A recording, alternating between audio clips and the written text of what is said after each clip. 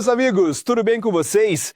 Eu sou o Bruno Oliveira e esse é o canal onde a gente troca ideia sobre tudo que envolve o mundo dos carros, desde manutenção e cuidados até curiosidades e soluções simples para o seu dia a dia no volante.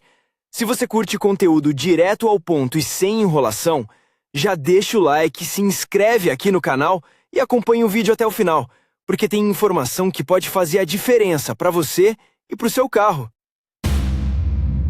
Até os 700 no ano do século passado, qualquer carro era equipado com no máximo 3 sensores: nível de combustível, temperatura do líquido, de arrefecimento e pressão do óleo. Eles eram conectados a dispositivos magnetoelétricos e de indicação luminosa no painel de instrumentos. Sua finalidade era apenas informar o motorista sobre os parâmetros de operação do motor e a quantidade de combustível. Naquela época, o dispositivo de sensores do carro era muito simples. Mas o tempo passou e, na década de 70 do mesmo século, os fabricantes de automóveis começaram a reduzir o conteúdo de substâncias nocivas nos gases de escape que saíam de suas linhas de montagem.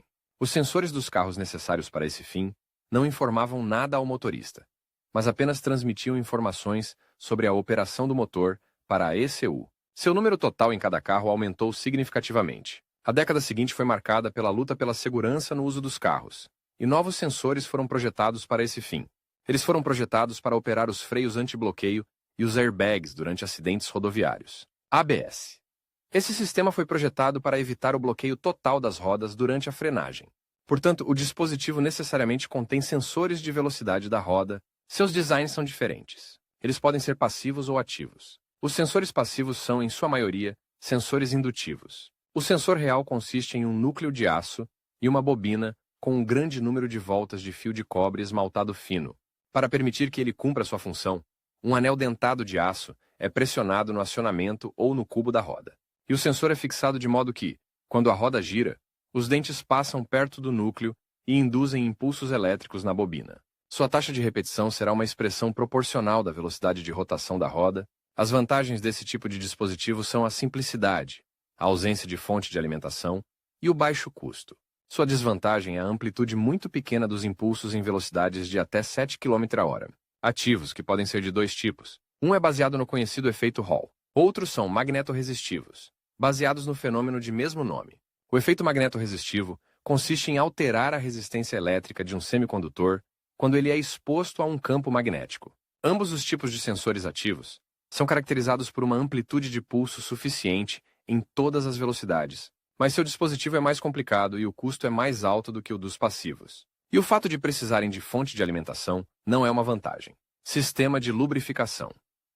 Os sensores do carro que controlam os parâmetros desse sistema são de 3 tipos.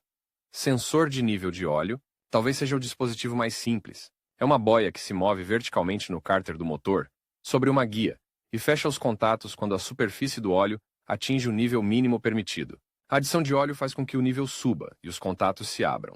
Sensor de pressão do óleo, OP, na maioria das vezes é eletromecânico. Seu dispositivo é dividido em 2 partes, por um diafragma elástico. Este, sob a ação da pressão do óleo, é deformado e move o controle deslizante do potenciômetro.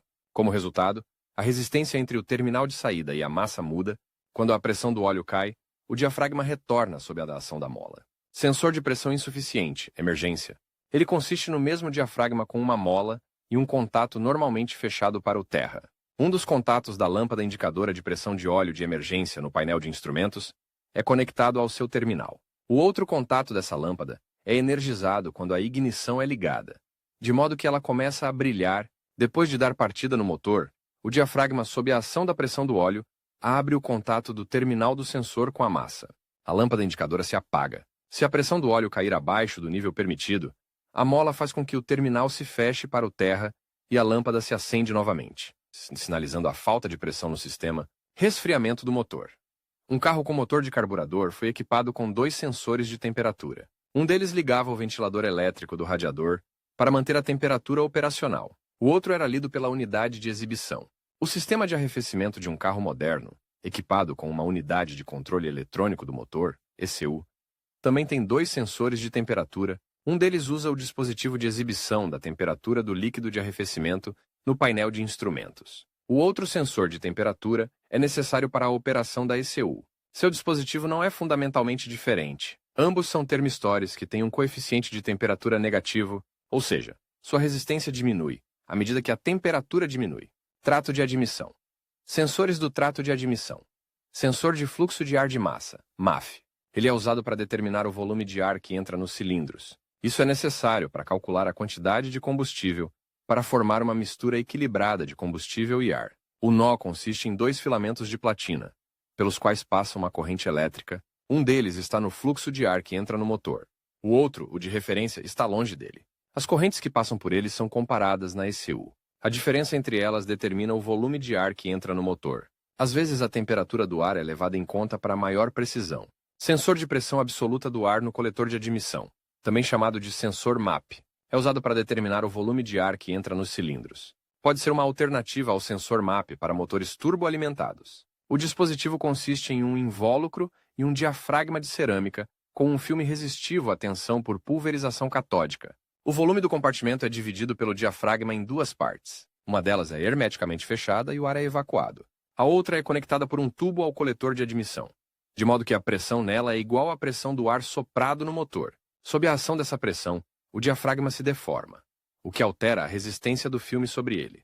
Essa resistência caracteriza a pressão absoluta do ar no coletor. Sensor de posição do acelerador, TPMS. Emite um sinal proporcional ao ângulo de abertura do amortecedor de ar.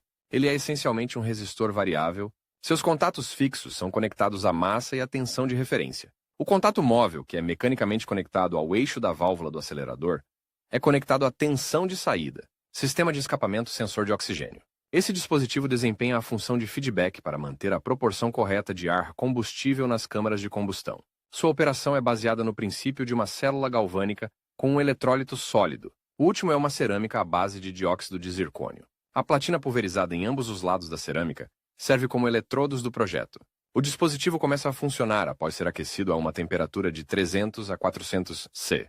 O aquecimento até uma temperatura tão alta geralmente ocorre com gases de escape quentes, ou com um elemento de aquecimento. Esse regime de temperatura é necessário para que ocorra a condutividade do eletrólito de cerâmica. A presença de combustível não queimado no escapamento do motor causa uma diferença de potencial nos eletrodos do sensor. Embora seja comumente chamado de sensor de oxigênio, ele é mais um sensor de combustível não queimado, já que o sinal de saída é gerado quando sua superfície entra em contato com vapores de combustível e não com oxigênio. Outros sensores, sensor de detonação.